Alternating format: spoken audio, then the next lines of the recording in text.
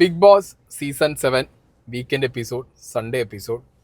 ഒരു കാര്യം പറയാതെ ഈ എപ്പിസോഡിനെ കുറിച്ച് ഒന്നും പറഞ്ഞു തുടങ്ങാൻ പറ്റില്ല. ആര്യൻ ലാലേട്ടൻ ചോദിച്ച സമയത്ത് എന്ത് മറ്റേ പരിപാടിയാണോ ഇരുന്ന് കാണിച്ചത്. ഈ സീസണിൽ ഓൾറെഡി വീഡിയോസ് ഇടുന്ന സമയത്തൊക്കെ ഞാൻ പറഞ്ഞിട്ടുണ്ടായിരുന്നു, ലാലേട്ടനോട് റെസ്പെക്റ്റ് ഇല്ല, ഷോനോട് റെസ്പെക്റ്റ് ഇല്ല, ബിഗ് ബോസിനോട് റെസ്പെക്റ്റ് ഇല്ല.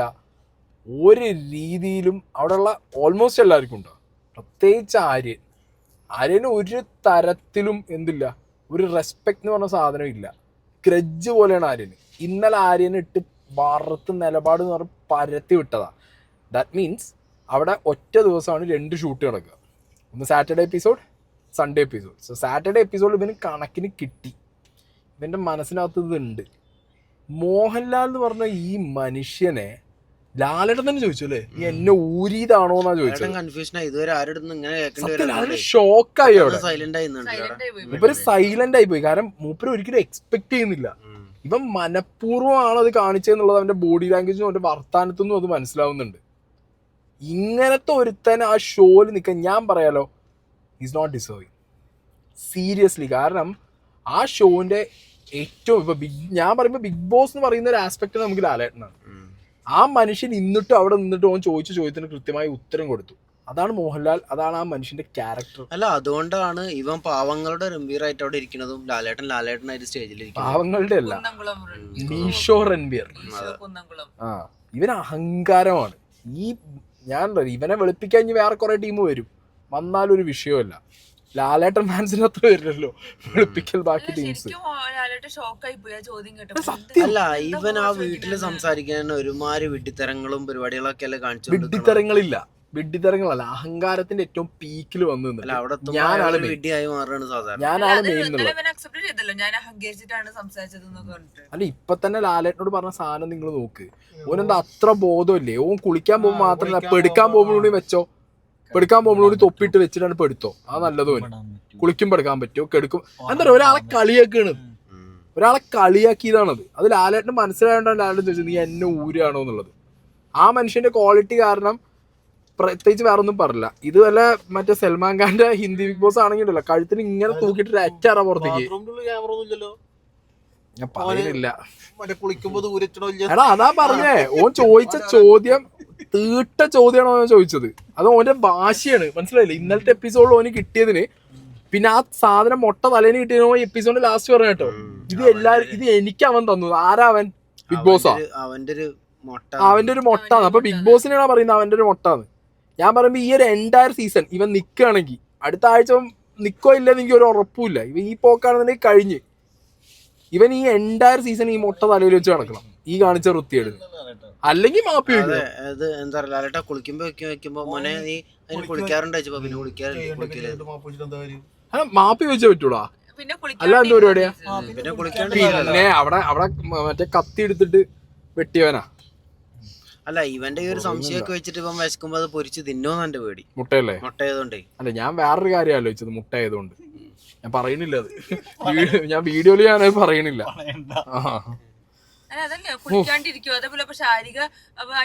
ശാരിക പറഞ്ഞു കൊടുക്കുന്നുണ്ട് മോനെ അപ്പുറത്ത് നോറ പറയുന്നുണ്ട് എന്തായി കാണിക്കുന്നുള്ള. അപ്പൊ ഒരു വാശി, മനസ്സിലായില്ലേ? ശൈത്യ അവിടെ സ്റ്റോറി പറഞ്ഞപ്പോ ഓൻ ചിരിച്ച്. കാരണം ഓനെന്താ, ഒരു പരമ പുച്ഛമാണ് എല്ലാരോടും പുച്ഛാണ് അവന്. അയാളൊരു ആറ്റിറ്റ്യൂഡ് എപ്പോഴും വെരി ബോറിംഗ് ആറ്റിറ്റ്യൂഡാണ്. അയാള് ചിലപ്പോ എന്തോ ആയിട്ടാണെന്ന് വിചാരിച്ചിട്ട് കാണിക്കുമോ എന്തോ, പക്ഷെ കാണുന്ന ആൾക്കാർക്ക് ഭയങ്കര ഇറിറ്റേറ്റിംഗ് ആണ് അയാളെ ആറ്റിറ്റ്യൂഡ്. അല്ല, ലാലേട്ടന്റെ മെക്കെട്ടെടുത്ത ആര്യൻ ഒരു നടക്കി പോവില്ല. കാര്യം പറയാലോ, ഡയറക്റ്റ് നോമിനേഷനിൽ ലാലേട്ടൻ തന്നെ ഇട്ടിട്ടുണ്ട്. അതിന്റെ ദേഷ്യം ഉണ്ടാവും. ലാലേട്ടൻ തന്നെയാണ് ഡയറക്റ്റ് നോമിനേഷനിൽ ഇട്ടത്. അല്ല, അയാളെന്ന് പറഞ്ഞാൽ ഞാൻ ഫസ്റ്റത്തെ ഗെയിം കളിച്ചു, രണ്ടാമത്തെ ഗെയിം കളിച്ചു, പക്ഷേ എന്നൊക്കെ പറഞ്ഞ് കുറെ പറയുന്നുണ്ടല്ലോ. എന്ത് കളിച്ചത്? സംഗതി ശരിയാണ്, ഫിസിക്കൽ ടാസ്ക് ചെയ്യുന്നുണ്ട്. അതൊപ്പം വേറെ ഒപ്പോണൻസ് ഇല്ലാത്തോണ്ടാണ്. അല്ല, വേറെ ഒപ്പോണൻസ് ഇല്ലാത്തോണ്ടാണ്. വിവരവും ഇല്ല, വിവേകവും ഇല്ല. നമ്മളെ നോറ കണ്ടു പറഞ്ഞ പോലെ. അത് അങ്ങനെ ഒരു റോക്കറ്റ് മോൻ, വേറൊന്നും പറയാല്ല. എനിക്ക് നന്നായിട്ട് പൊളിഞ്ഞു. കാരണം എന്താ പറയുക, നമ്മളും ഈ ഷോ കഴിഞ്ഞ് വന്ന ഒരാളാണ്. ലാലേട്ടനെ നമ്മളും സാറ്റർഡേ സൺഡേ കാണുന്നതാണ്. നമുക്കൊക്കെ ലാലേട്ടൻ വരുമ്പോൾ ഇങ്ങനെ ഗൂസ് ബംസ് വരും.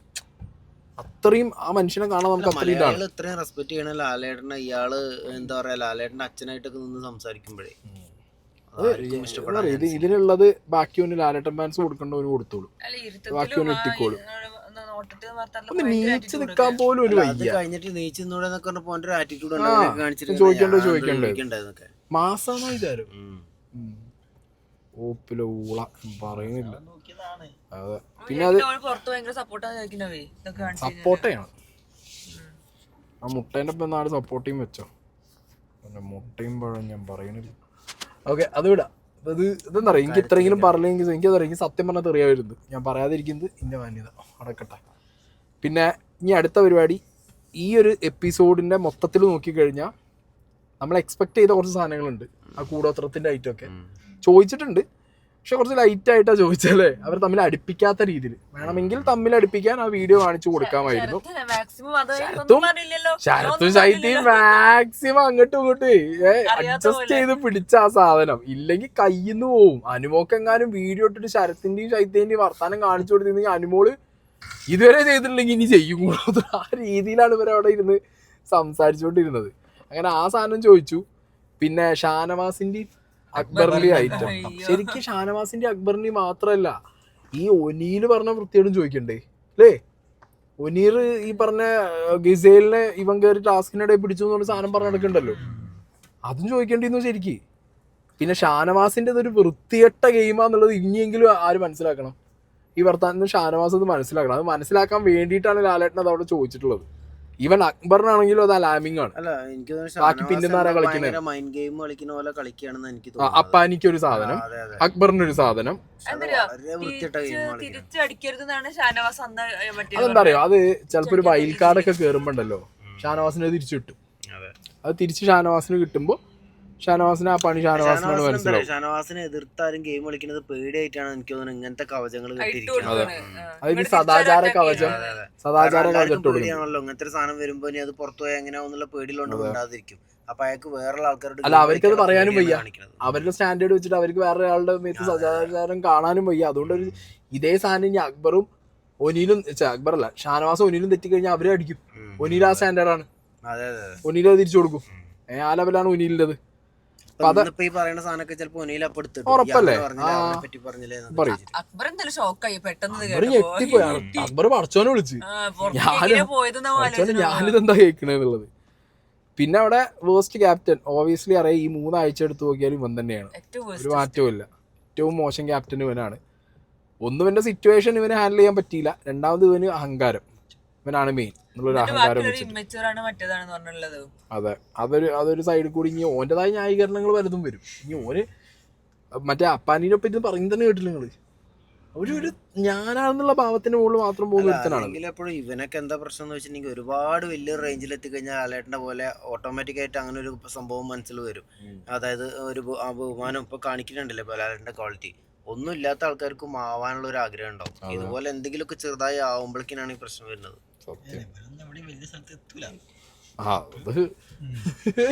അത് ഇനി അടുത്തത് മറ്റേ ഗിസൈലിന്റെ കാപ്പിപ്പൊടി. അതും അല്ലേ അത്ര വലിയ കാര്യമായിട്ടാണ് പോയില്ല. ഗിസൈലിന്റെ കാപ്പിപ്പൊടിയും ഒരു എന്താ പറയാ ഒരു ഊറ്റത്തിൽ വന്നില്ല, ജസ്റ്റ് പ്ലെയിൻ ആയിട്ടാണ് ചോദിച്ചിട്ട് വിട്ട്.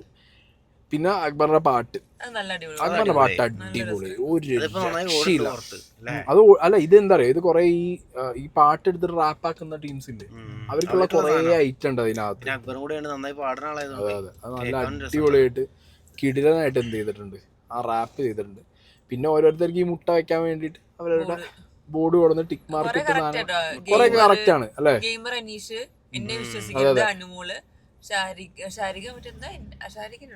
കാലുമാറുണ്ട് സ്റ്റാൻഡ്, മൾട്ടിപ്പിൾ സ്റ്റാൻഡ് ആയിരുന്നു ഷാരികേൻ്റെത്. അങ്ങനെ ഷാരിക എവിക്റ്റായി. ഒരു സൈഡിൽ കൂടി ഷാരിക അങ്ങോട്ട് പോയി കിട്ടി.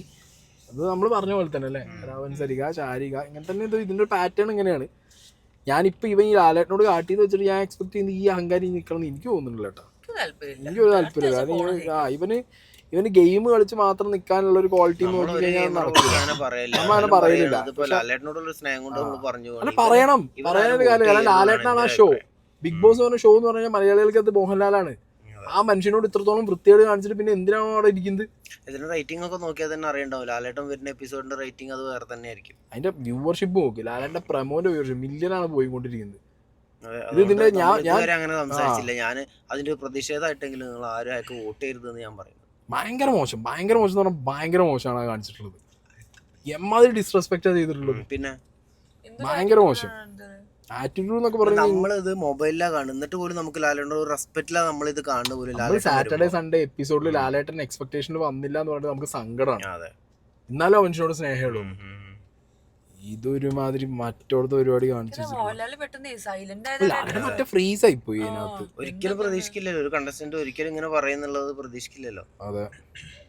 പിന്നെ കഴിഞ്ഞതിന് ശേഷം ശൈത്യയും നമ്മളെ ഇവനും ശരത്തും കൂടി പിന്നെ രേണുവിന് അവര് ബോണ്ട് ഉള്ളതുകൊണ്ട് അവർക്ക് എനിക്ക് രേണു ബേസിക്കലി എന്താ പറയുക, എനിക്കിപ്പോ പോകെ ഓരോ ദിവസം മനസ്സിലാവുന്നത് എന്താ അറിയോ, രേണു ടു ദ കോർ ഭയങ്കര ഭാവമാണ്. അവിടെ പെട്ടുപോയത്. അതായത് ജീവിച്ചു പോകാനുള്ള ഗിമിക്കാണ് ഈ കള്ളം പറച്ചിലും പറഞ്ഞ തന്നെ വേറെ ഒന്ന് മാറ്റി പറയലൊക്കെ. അതാണ് തോന്നുന്നു ബിഗ് ബോസിന്. ഇയാളൊക്കെ പറഞ്ഞ തങ്കച്ചേട്ടന്റെ ഐഡിയകളാണോ പറയാൻ. അതെ, 36 ഇങ്ങനെയാണെന്നുണ്ടെങ്കിൽ ഉപദ്രല്ലേ അങ്ങനെയാണ്. പിന്നെ ജീവിച്ചു പോകാനുള്ള ഗിമിക്ക് മാത്രമാണ് എന്ത് മാറ്റിപ്പറച്ചിലും നുണപറച്ചിലൊക്കെ ഉള്ളത്. അതിപ്പോ എല്ലാ മനുഷ്യന്മാരും ചെയ്യുന്ന പരിപാടിയാണ്, പറഞ്ഞിട്ട് കാര്യമില്ല. പിന്നെ ഇവർക്ക് ഏകദേശം അപ്പാനിക്കും അക്ബറിനും മനസ്സിലായി എന്ത് ശത്രുക്കൾ എണ്ണം കൂടുന്നുണ്ട്, കളികൾ പലതും വരുന്നുണ്ട്. ഇപ്പൊ എന്താ അറിയോ, ഇപ്പൊ അപ്പാനിയും ശരത്തും ബിന്നിയും അപ്പാനി ശരത്ത് അക്ബർ ബിന്നി ഗിസേല് 4 ആളുടെ ടീം. ബാക്കി അപ്പുറത്ത് അക്ബർ ഒനീല് അക്ബറല്ല ഒനീല് ഷാനവാസ് അഭിലാഷ് അനീഷില്ല. അനീഷ് ഒന്നിനും കേട്ടോ, അനീഷില്ല. ഏത് അത് ശൈത്യ ഞങ്ങളുണ്ട്. ഒനീല് അഭിലാഷ് ഷാനവാസ് പിന്നെ ഒരാളും കൂടി ഉണ്ട് ശൈത്യ തന്നെ. ശൈത്യ പിന്നെ ഒരു സൈഡല്ലേ? ശൈത്യ ആരുടെ സൈഡാ? എനിക്ക് തോന്നുന്നില്ല, ശൈത്യ അപ്പുറത്താണ്. ശൈത്യ ഈ അപ്പാനി ശരത്തിനോട് മാത്രം എന്ത് ചെയ്യുന്നുള്ളൂ, മിണ്ടുന്നുള്ളൂ. അല്ലാത്ത സമയത്ത് ഞാൻ അപ്പാനി ശരത്ത് അല്ലാതെ വേറെ ആരോടും മുണ്ടി ഞാൻ കണ്ടിട്ടില്ല.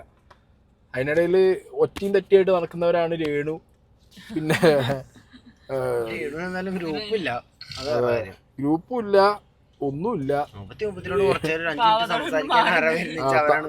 തത്തമ്മേനോട് സംസാരിക്കാൻ പോയ തത്തമ്മക്ക് കണ്ണൂല്ല. ഞാൻ ഇത്രയും ചിരിച്ച വീഡിയോ ചിരിച്ച് ഞാൻ നട്ടപ്പാതിരിക്ക ഒരു ദിവസം കണ്ടു.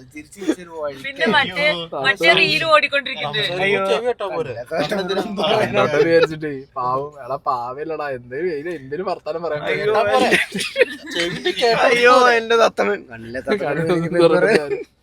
അയ്യോ ഇതിന് കണ്ണൂല്ലേ, ഇതിന് കണ്ണൂല്ലേ.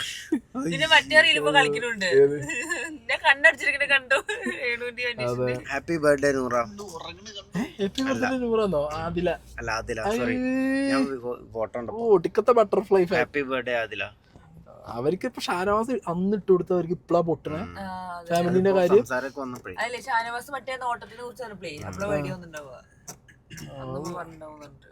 സത്യം ഉണ്ടോ? ഷാനവാസിനെ അതുകൊണ്ട് പേടിച്ചതാണ് ഇവര് തോന്നുന്നു എനിക്കല്ലേ. ഇന്റൻസിറ്റി എത്രത്തോളം ഉണ്ടെന്നുള്ളത് പുറത്തത് എങ്ങനെ പോയിണ്ടാവും അപ്പൊ ചിന്തിച്ചിട്ടുണ്ടാവും. അത് ഉറപ്പാണ്. അത് ചിന്തിച്ചോണ്ടായിരിക്കാം. കുറെ ദിവസമായില്ല അപ്പൊ അതിന്റെ ഇങ്ങനെ പ്രശ്നം. എന്നാലും ഇത്രയും കഴിഞ്ഞൊരു കാര്യമാണ് ഇപ്പൊ ഒരു സാധനം വരാനേ അല്ലേ.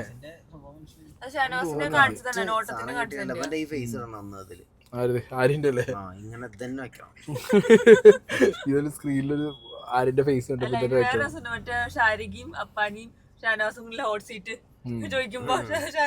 അല്ല ആ ഹോട്ട് സീറ്റിൽ എന്താ ഉണ്ടായി ലാലേട്ടൻ വിചാരിച്ചത് അപ്പാനും ഷാനവാസും തമ്മിൽ അടിക്കുന്ന. രണ്ടാളും കൂടി നിന്നിട്ട് എന്ത്, രണ്ടാളും അല്ല ഷാനവാസ് നിന്നിട്ട് ശാരിക്കാനും നല്ല ഊക്കി വിട്ടു. അതൊരവസ്ഥ വേറെ.